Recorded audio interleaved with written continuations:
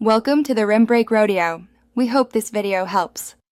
You start by mapping signal flow, identify the preamp versus power amp, and which amp will drive speakers.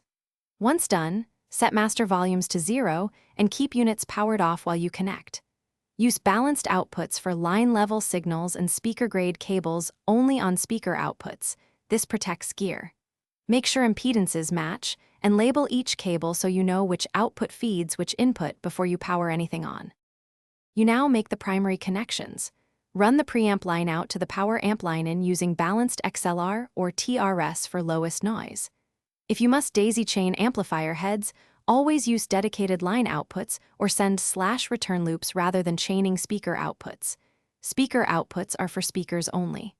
Once connected, set input sensitivity or pad on the receiving amp to align levels. Tighten all connectors and route. You finish by powering gear in the correct order. Signal sources and preamps first, then power amps last while keeping volumes low. Unmute and raise gain slowly while monitoring sound for clipping or hum. If you hear noise, mute and swap the suspected cable to isolate the issue, and check ground connections. If distortion, confirm speaker impedance matches the amp and inspect speaker wiring for loose connections or thermal issues. Correcting these fixes most problems quickly.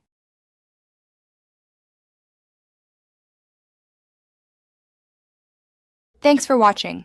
Consider subscribing if we helped you.